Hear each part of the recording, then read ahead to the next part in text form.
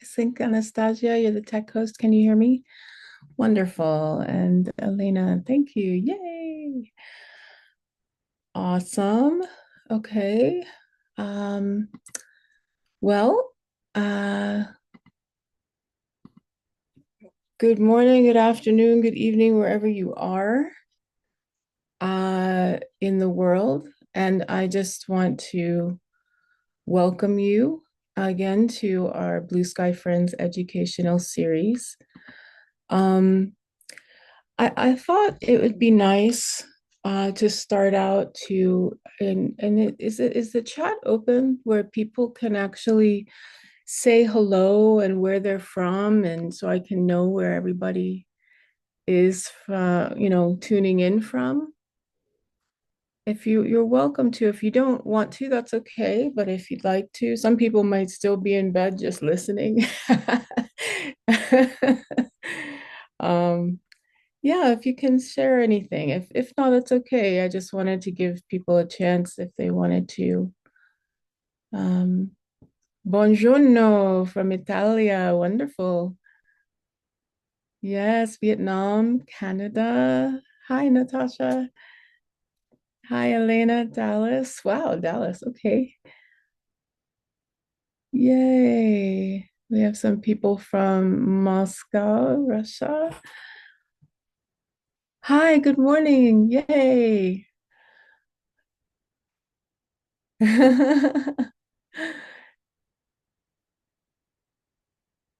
Ukraine. Oh, nice to see you. Thank you for coming. This is so lovely. You can keep doing that. I wanted to also ask for some of you who are tuning in.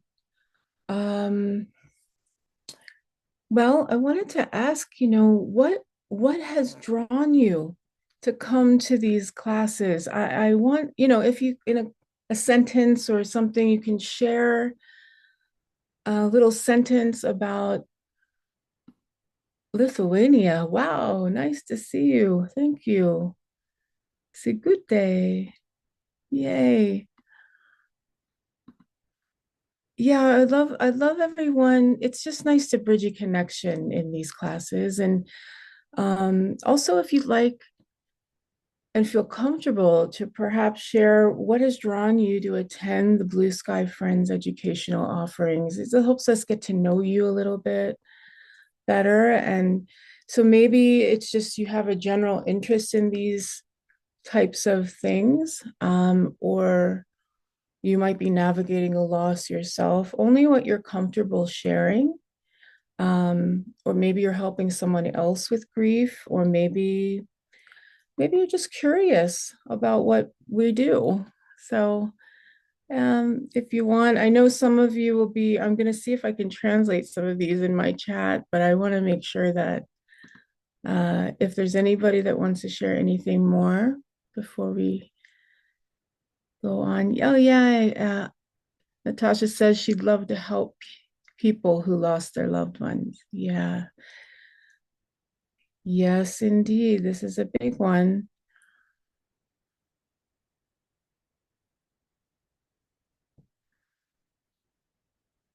If I could read this one, oh, I can't read this one. I see amore and I see that means love. And maestri, is that a teacher? I'm not able to translate it in my thing, but Elena, thank you. I can feel what you're saying. Servendo means maybe to serve the people you love, take care of the people you love.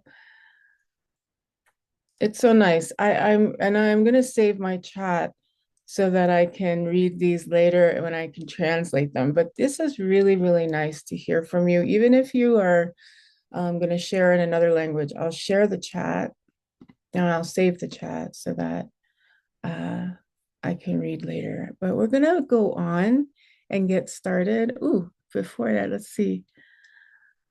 Oh, okay. Anastasia shared that her grandmother died this summer.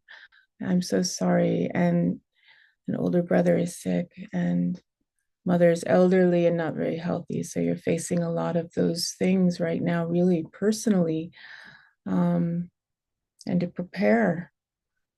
Very nice. Yeah, these classes are here to help prepare us for those things. And I just want to commend your courage to just share those things. But they're really, I mean, and also to bring grief and loss and death and dying into the field of um, the, the, the, the normal human experience. This is part of our human experience. And so not to turn away or shy away or pretend that those things are not there, but instead to lean into those things. That's a very, very brave and courageous thing to do. Oh, here's the translation. Great pleasure, love, and serving our masters and all of us. Yeah, I'd say so. I think when we learn all the different ways that we can serve other living beings, we are serving each other. And we serve and make a great offering to our own kind teachers. So you're welcome to keep putting things in there. I'm going to actually go and share my screen now. Let me just get myself set up here so I can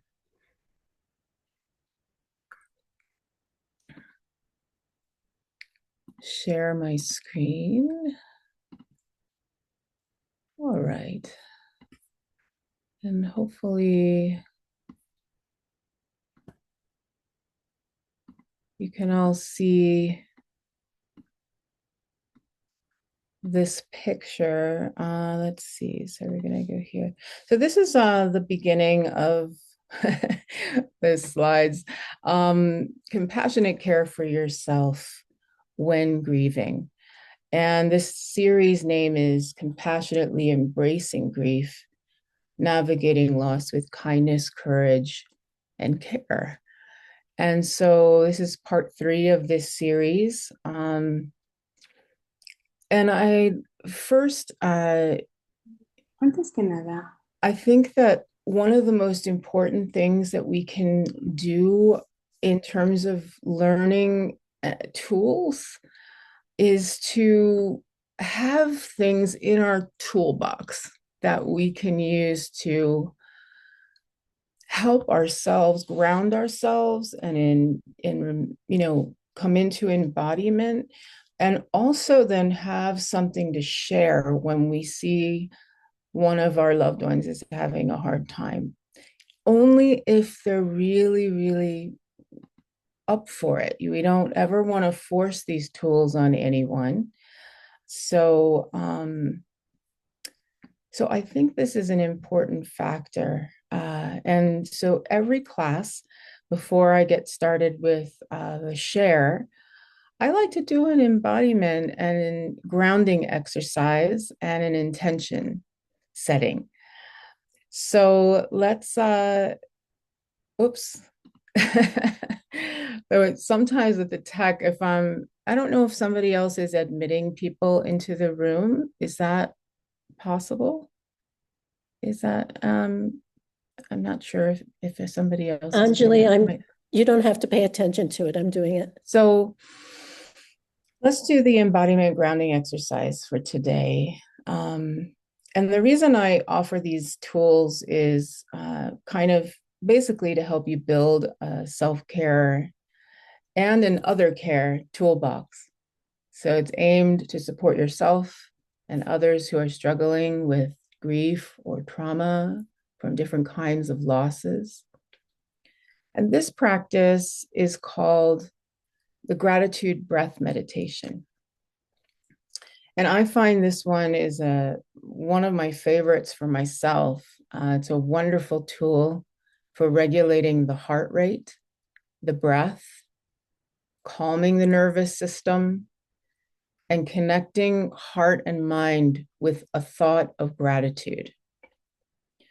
which, according to studies, has shown to be able to effectively help people to improve what is called heart coherence. Heart coherence, which is also called cardiac coherence, is a measurable physiological state in our heart rhythm pattern, and it's when it becomes smooth and harmonious and synchronized and steady with the breath and a calm emotional state. So this sounds kind of attractive, right? It can be used for anything, really. You don't even have to be grieving necessarily to use these tools. Maybe when emotions are heightened or we're feeling overly tired and out of sync, we can use this too. What it does is it creates communication between the heart, the brain, and the autonomic nervous system, or in other words, the sympathetic and parasympathetic nervous system. And it's a state where your heart rate variability forms this wave-like pattern because your nervous system is balanced and your emotional state is regulated. And this is extremely helpful and relevant as a method for caring for the body, mind, and heart when navigating trauma or grief or any kind of emotional things that you experience. So here we go.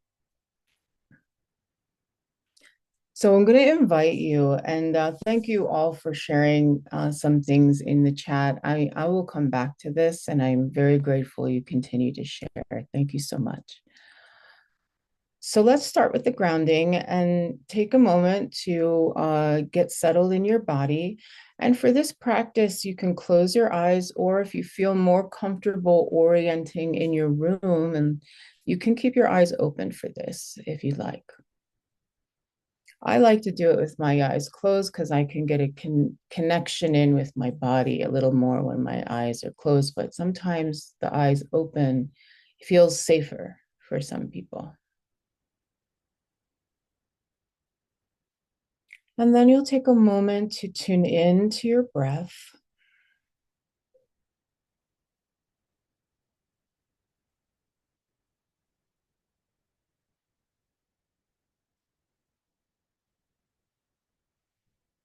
And I'd like to invite you to consider this idea of a 1-1 ratio breath. What that means is you can count a count of 4 on the out breath and a count of 4 on the in breath. Whatever pace your 4 goes, it could be 1, 2, 3, 4 out, 1, 2, 3, 4 in. It could be a little faster or slower than that. Let yourself do this count a few times out and in, just to get this feeling of an even exhale and an even inhale.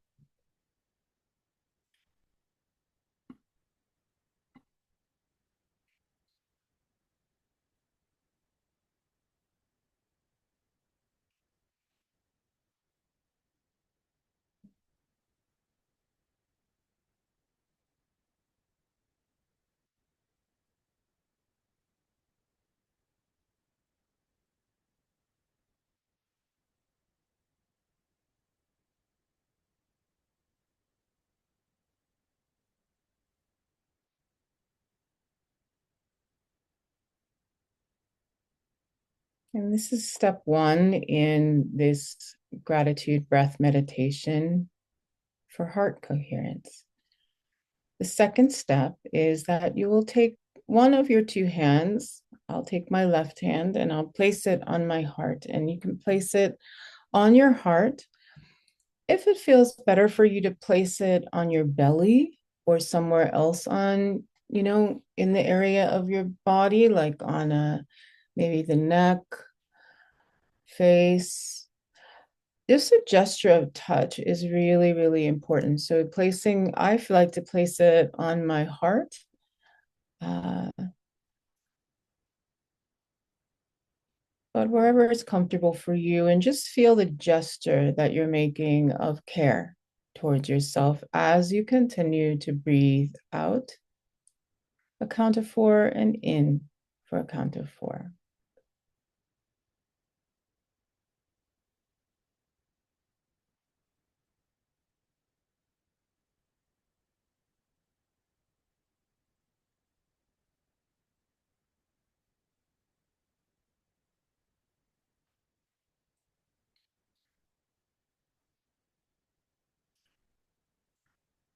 And now, step three is to call up a thought of something that you're grateful for.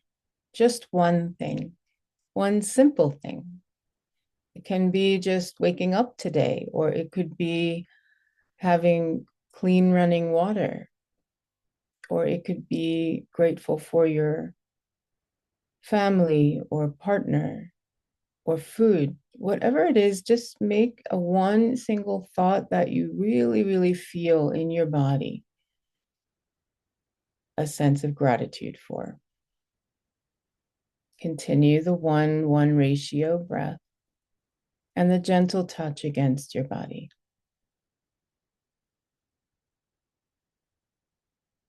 Maybe allowing your face to open a little bit with a slight smile as you think about this thing you're grateful for.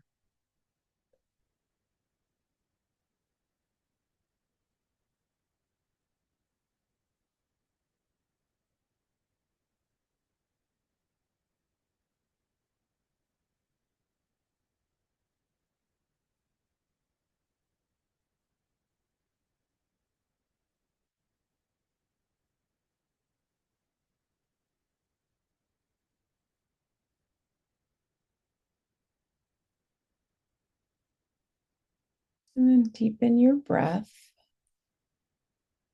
Release your hand from wherever it's touching the body and just notice how you feel.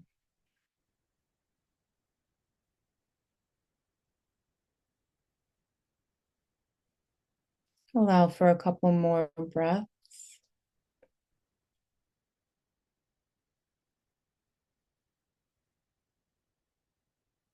And then placing a hand or two hands now, if you'd like, on the heart. And allow yourself to connect more deeply into your heart.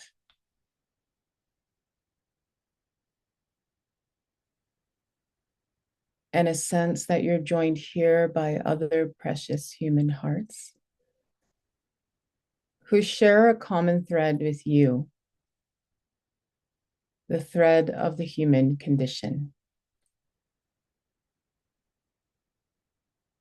where we all, as beings who have been born, face the trials of sickness, aging, losses of many kinds, and one day our own death.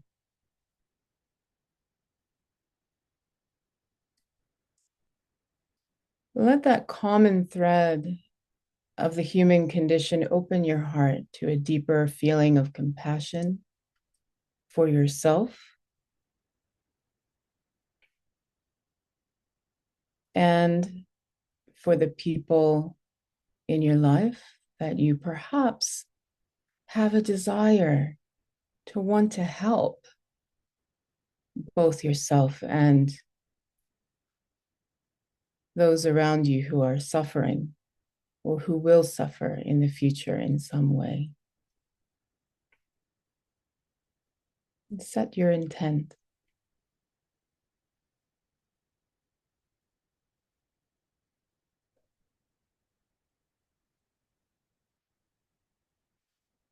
And then deepen your breath and release your hands.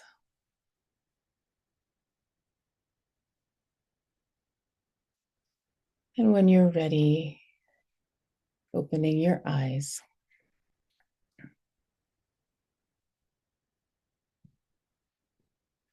That was our grounding practice, embodiment practice, call it a meditation as well, and intention setting. Now, I'd like to read a quote, and then after I read the quote, I'd like to give everyone a chance to, if you feel it, to respond to what this evokes for you. So let's read it together. My body folded into itself in an instant and is unfurling years later, more like a banner now dancing, being shaped by the winds of life and love, birth, and death, inhaling and letting tears pour when they do. This is a beautiful piece by Rashani Rea, who's the author of, I think it's called The Unbroken, a beautiful poem I read in the first class, and a book that she wrote about death and dying and grief. And so, relative to the experience of grief, maybe your own experiences of grief and loss, what does this quote evoke for you? Please place it in the chat. If you feel up for just sharing a little bit, I'd love to see what comes for you. I know it takes a little time to write something, but I really wanted this to be a little more interactive today. Um, and Elena, thank you so much for sharing about your stepfather. And I can imagine, I really can't imagine. I haven't had that happen to me, but I can say that that must have been a deep pain.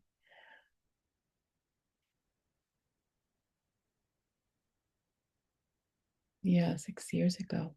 If you have anything you'd like to share, you can share it along the way. I'll keep going. Um,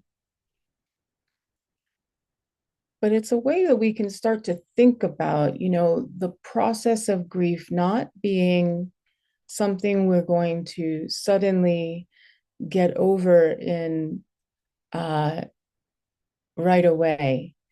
Um, when it says my body folded into itself in an instant, it was something I didn't expect. It was something that uh, was so painful, so happening so quickly. And it's taken time for me to heal. I unfurled years later. And then embracing all of these different aspects of our lives. I think this is a really important piece, is to not shun the things that are undesirable, but rather to bring those things in as a part of the human experience and to look at them and be with those feelings and those circumstances. And when we have that, we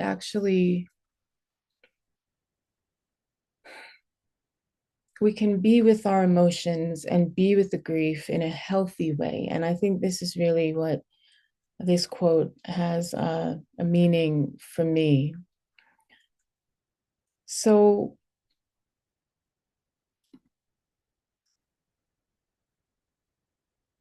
grief is emotion in motion. I shared this last time in the slides.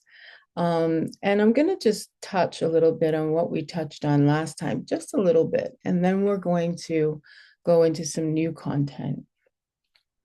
So we touched on how grief has and will touch us all in some way, and that no one is immune to loss. We discussed how the absence of what was once physically present has a significant impact on our consciousness and can almost feel like an altered state because we're confused that our loved one is no longer with us. It's hard to believe. Or it's hard to believe that our lives have changed from other kinds of loss, like losing a job or some form of our health or losing our home. where we've lived in the past, a divorce. We discussed that grief is not linear in its presentation. There are many models of how grief can unfold, but in the end, there's no cookie cutter grief formula to follow when loss knocks on our door and knocks us off our feet. Instead, it is an emotionally unpredictable rite of passage that plays out for each of us very differently as we pass through the various stages of grief for different kinds of losses at different times in our lives. And all of this happens in different ways. We talked about what grief is and what it is not. It's not a disease, it's not a pathology, it's a human experience. It measures how much love we had for our loved one, our beloved, when we grieve. And it's not so much an experience we're going to make sense of, but rather something for us to experience, move through, navigate, and be with. The impact of the context of loss matters and can affect us deeply in the way that we grieve, how close the person was, and how they died.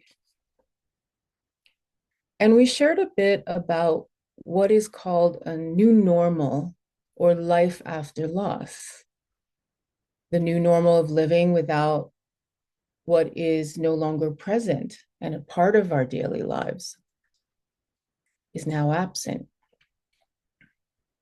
The new normal of possible physiological changes of the body and brain when we experience loss and grief. Mental and emotional changes also come with that. And these are changes that can affect our basic day-to-day functioning, which is a very new place to live. So the importance is to be compassionately accepting of what arises emotionally and allowing those emotions to move fluidly as they arise. And so grief is emotion in motion. It lives through us. It shapes us, transfigures us as we navigate our losses. And again, it is not a mental illness or a pathology. It's a natural part of our journey as humans.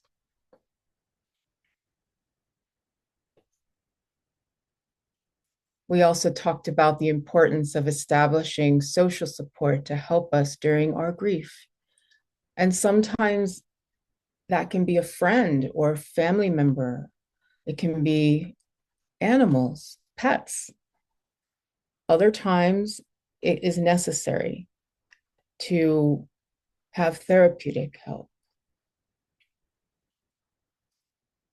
But most importantly, I think that honoring our own process and what we feel we need is very important to honor your own rhythm in your grief process. And we're going to go over a few points like that today. To begin with, I call these the ways to skillfully and compassionately care for yourself when grieving. The first one is offering yourself presence without pressure. Now, in my first offering, I went over these in terms of the other, how we are there for others. But when we actually turn these same ideas around and we focus on how can I use these same ideas to take care of myself and to work on my grief process. It has a different flavor. So I'm going to give some examples of how we can use these very same things that we would give to someone else who's grieving and offer to someone else, observe their grief and support them in their grief. How can we do the same to support ourselves in our own? So offering yourself presence without pressure, this is kind of I found this very common in the people I've worked with in that are grieving, that there's a strong feeling that comes up at times that they should be able to just pick up and get on with their lives after a significant loss. And absolutely, I will go slower, no problem. Um, so a strong feeling that should be that we should just be able to get on with life after a significant loss after a certain amount of time. And along with that can often come frustration, judgment, guilt, and a feeling of giving up because they're not there yet. And I can say from my personal experience that that's very common. I felt that way too. Many times I judged myself for how long my grief process was taking. So it's important to allow yourself to be present with your grief and not place timelines on the process. It is very much an open-ended thing. And in my experience, in a way, it's a lifetime thing because you will have experiences of loss that might take a while, longer period of time. And then it seems to get easier and easier to accept. And the feelings are not as strong, let's say. But then another loss comes and it opens things up again. And then it maybe brings up some more feelings from previous losses. So be gentle and present without putting pressure.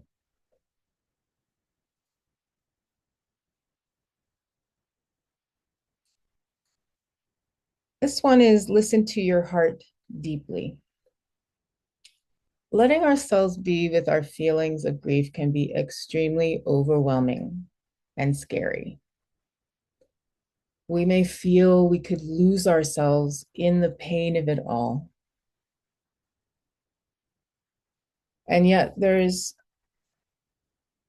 a special knowing the heart has of how to be with grief.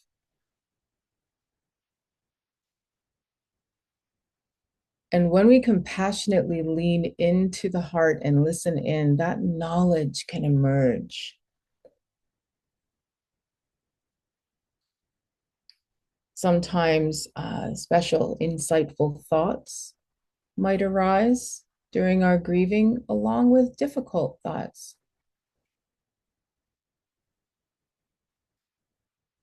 Listening in and being with the range of your feelings can help discharge the emotions coming up and through, rather than pushing them down and resisting them.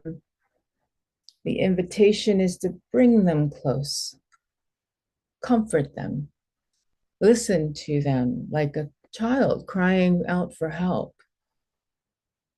And this allowing is such a kind gesture to offer yourself during the grieving process.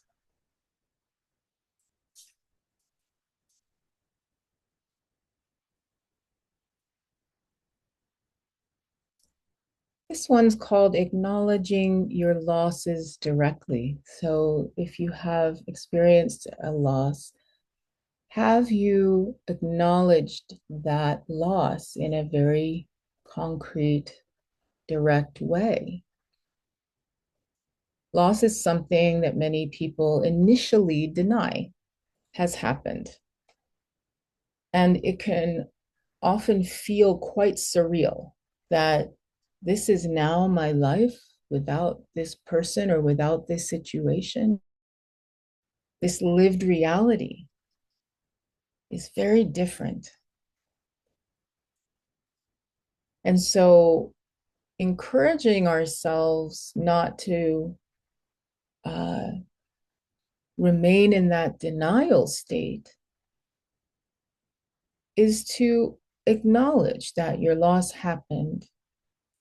And that's a step toward healing the heart. But I want to make a very clear distinction between acknowledging and accepting. These are two different things. You do not have to accept something to acknowledge it right off the bat, right? Because the truth is, it does not feel okay that your loved one is gone, that there's been a change, that something is different, significantly different in your life. Your loved one is passed. You lost your health.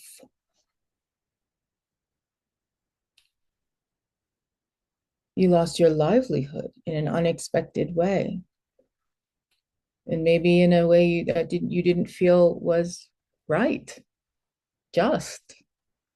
It's okay not to feel acceptance initially about that. It's not okay. And maybe you might feel that way for a very long time.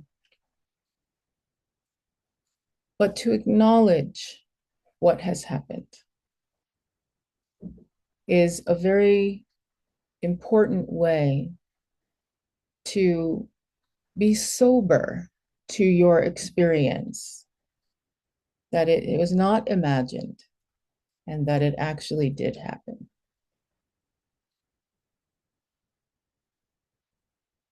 And acknowledging our losses gives us a place to work from the reality of it as we navigate the pain we feel.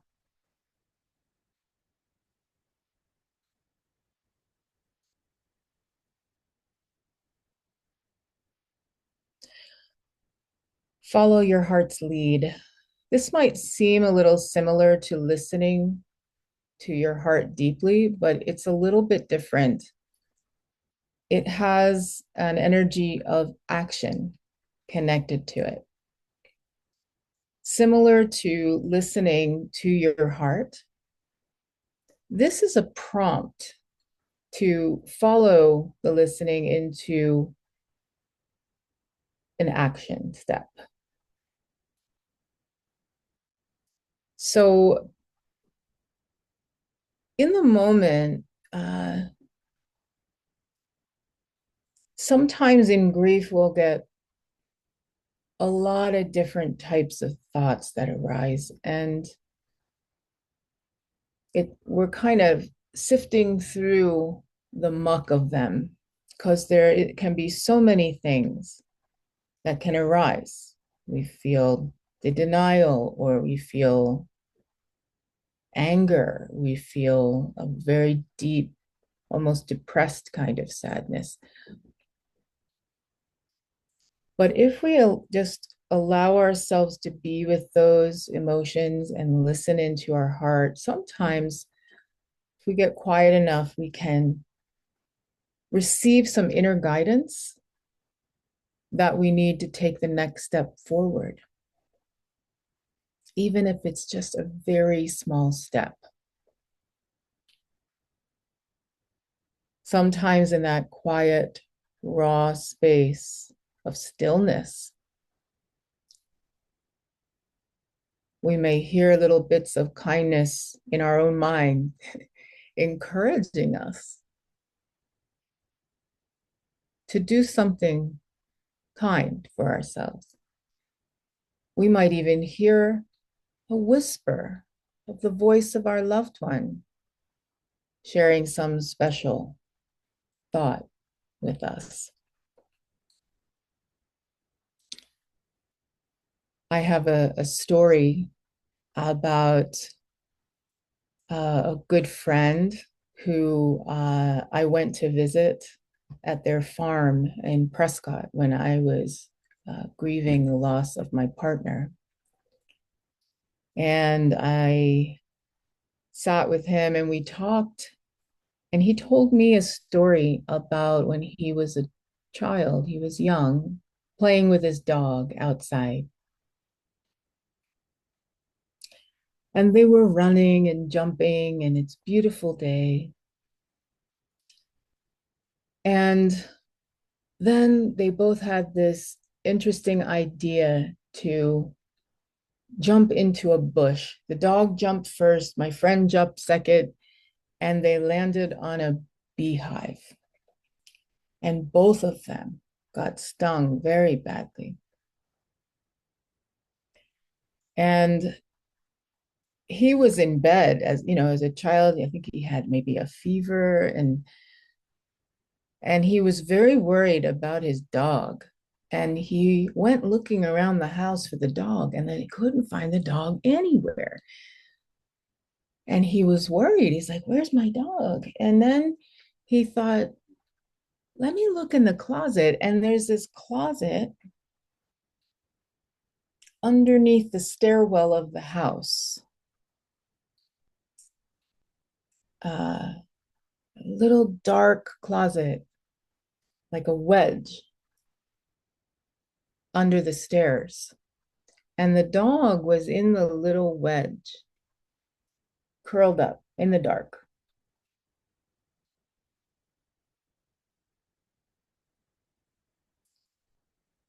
And my friend was telling me that he believed that this was a very instinctual thing, that when one is in pain, one might do. And he told me this story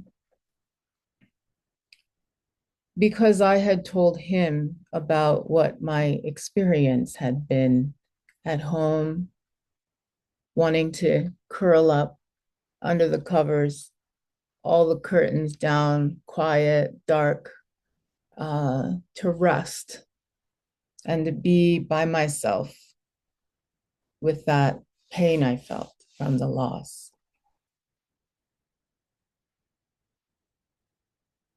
And that desire to be in the darkened room suddenly made sense. Oh, if a dog would want that, I bet a human might want that too.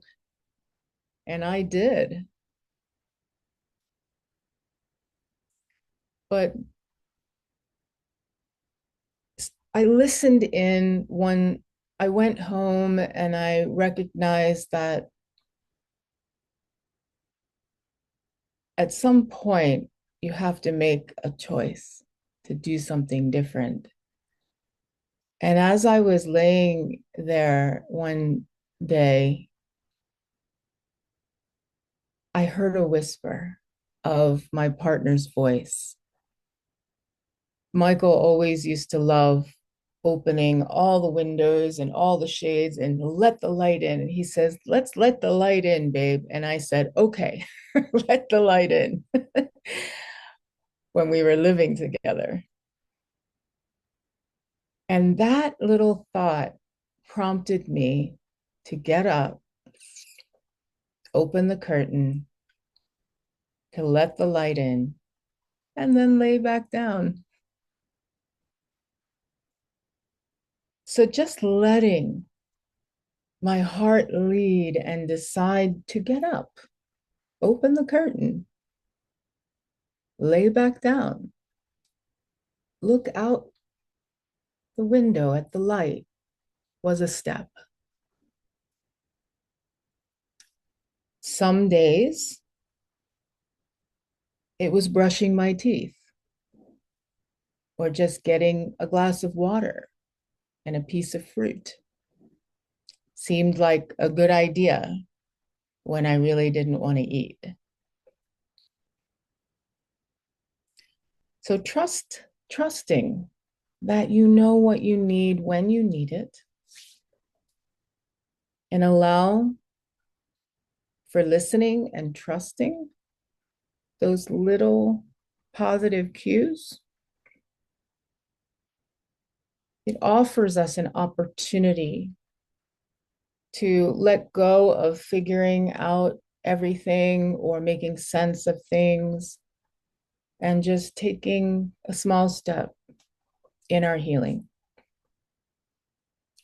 For you or for your loved one, that might look like taking a short walk or calling a trusted friend, crawling back into bed and crying, doing something creative, journaling, having a bath, maybe looking at photos of your loved one and talking with them, or just opening the curtain and letting the light in. Trust yourself.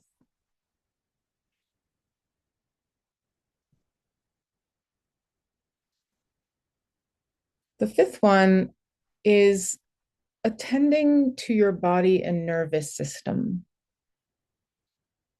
So, this is a very extensive topic, which I will cover in more detail in the future series. I have a whole series I'd like to teach about those kinds of approaches to caring for your body, your mind, the physiology when one is grieving or has experienced some kind of traumatic loss.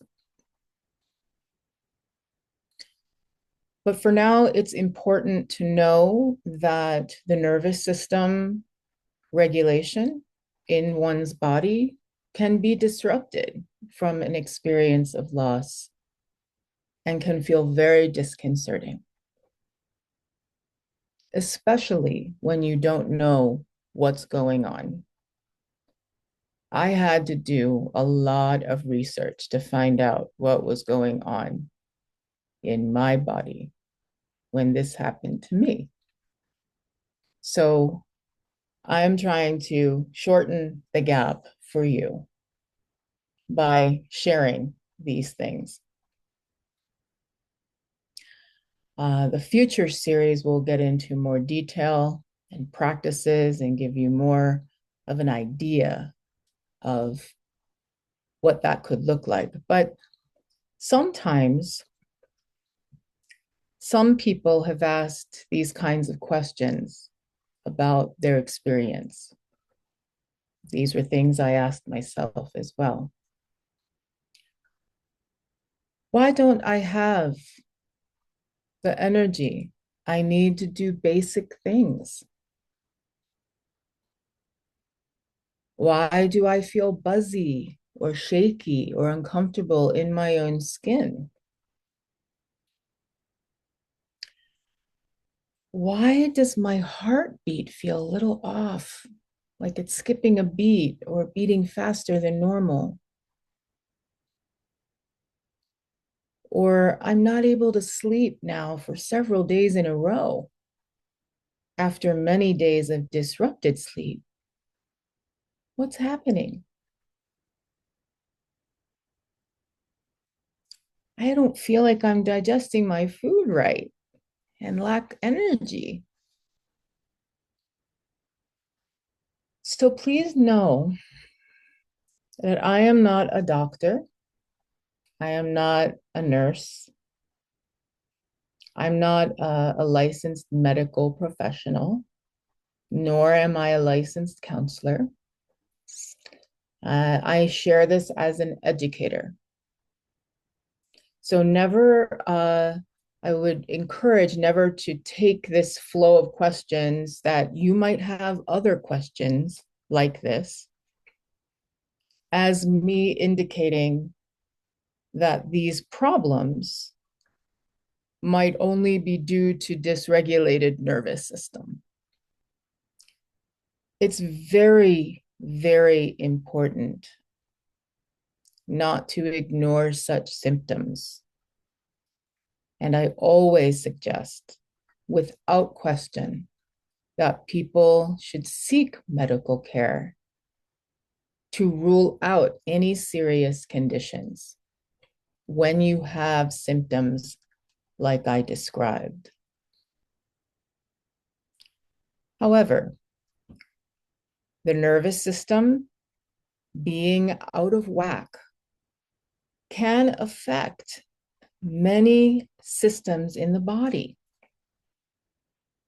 It can affect brain, can affect the digestive system, the heart, and result in physiological changes that affect us physically and emotionally. And there are many practices that you can learn to support your nervous system. Things that are helpful for supporting and relieving day-to-day stress responses, but also support heightened, high stress, such as when one has experienced a significant loss. And it is wonderful to learn various tools, have a big toolbox, because some tools may be more effective for your body and mind than others. And the same for those you might share those tools with. The practices I'm sharing in these classes are some nice starting ground. Grounding embodiment practices, just to start with. And then in the future, I'll offer a whole series focusing on these kinds of supportive tools.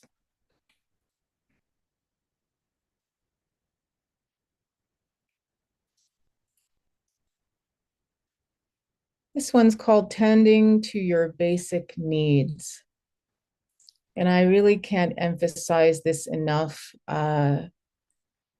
There is a profound importance in making sure you meet your basic needs daily during your grief process. In my work with clients, I call this a basic foundational stability. The importance of offering oneself proper care while grieving. And people might find this challenging to do. I found it deeply challenging. You have a feeling sometimes, I don't want to do that, or we skip things. But I think it also depends on the nature of your loss. Sometimes with very sudden traumatic natural events, something that's happening at a quick pace and you're on all the time taking care of a loved one who's moving in that direction, it can bring up a lot of fear, uncertainty, and a kind of an on state where we forget to eat and we forget to breathe and we forget to just take a drink of water. For me, even my very safety felt compromised. And so I had found it very difficult just to even get out of bed. So this is a kind of a checklist for tuning in to these basic needs. Just briefly, I might cover them in more depth in a self-care series, but for now, I wish to share just this checklist. So Do you feel a sense of safety? Can you create a sense of safety in your environment? And that sense of safety is just feeling okay in your environment. Number two, a sense of comfort in the environment. I feel these are two very different things, safety and comfort, but they're two essentials for human well-being. Do you have the basic things you need to be comfortable? And then do you offer yourself comfort when you need it, like a warm, fuzzy blanket or a cup of tea, right?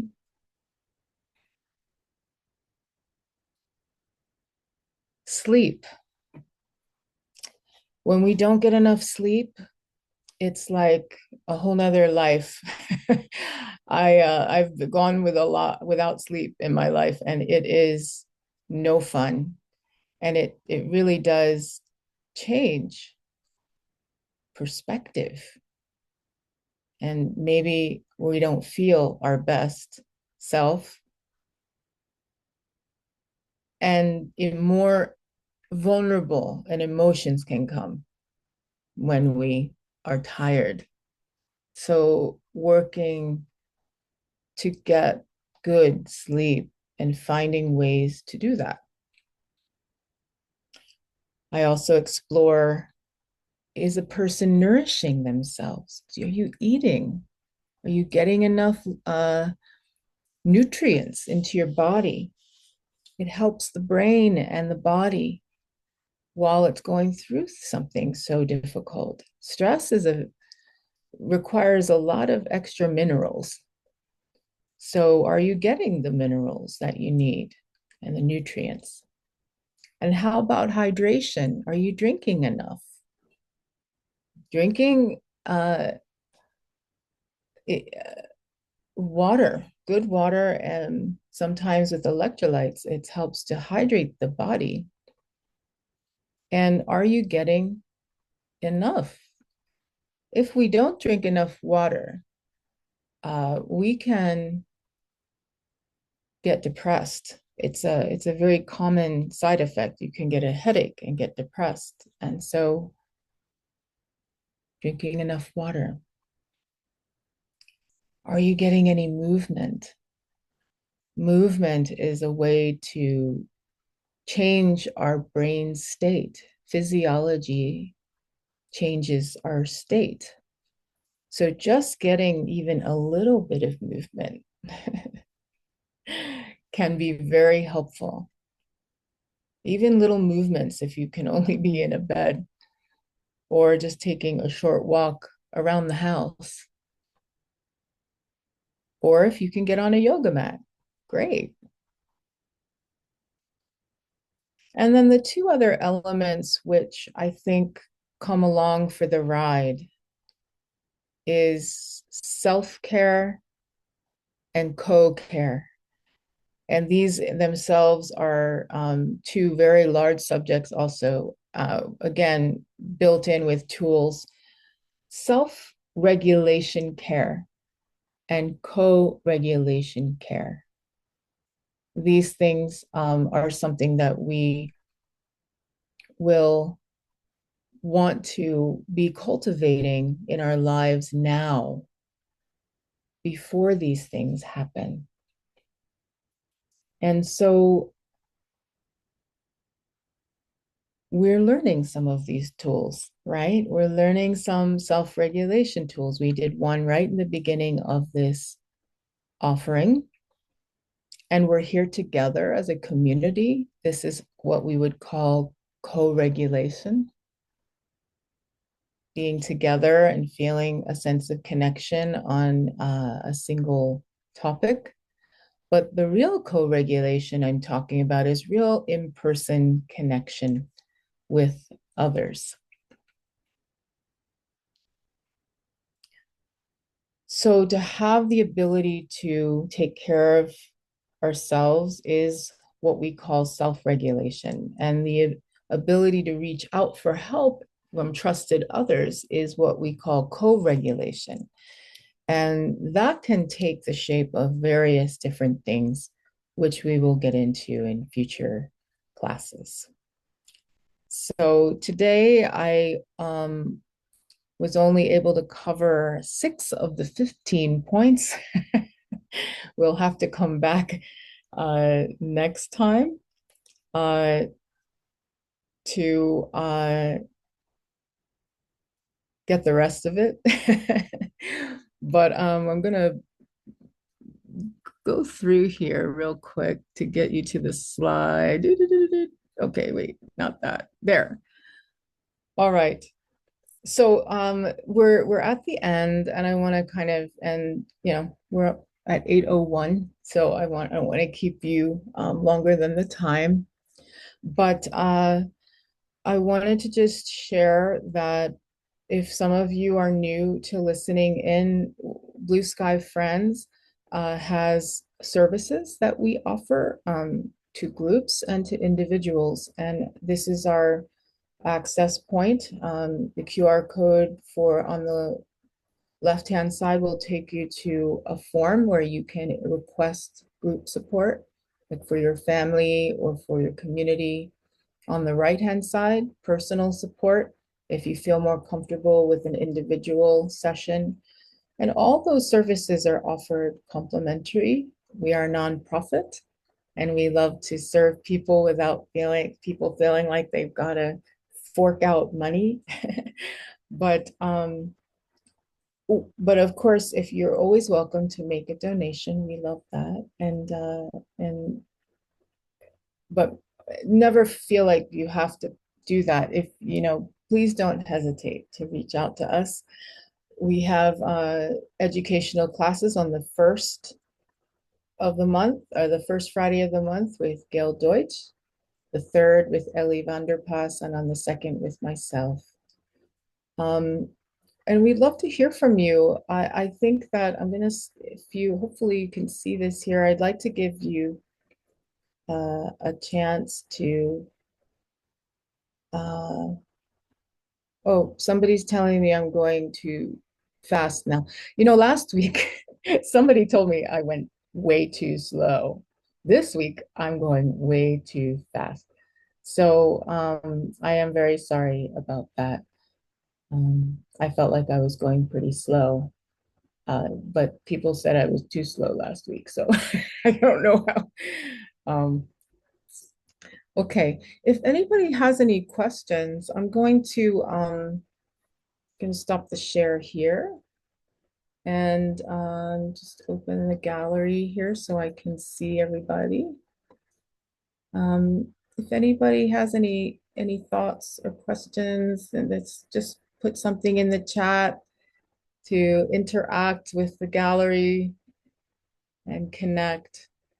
I'm so happy to see you all here.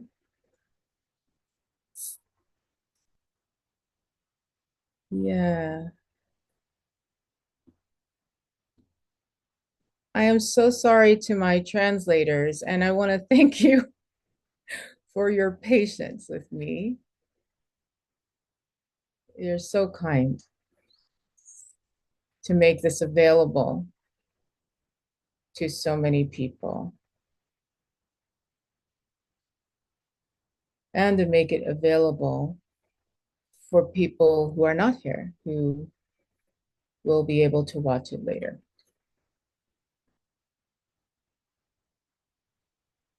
Yay. Thank you. Thank you.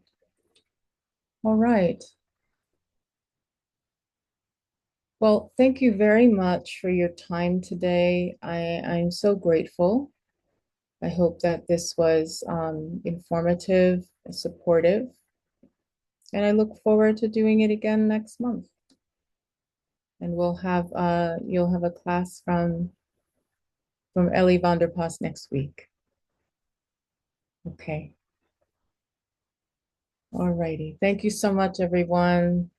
And thank you to all the people that support Blue Sky Friends. Have a good day. Thank you. Thank you. Yay. Thanks, Gail. Mm.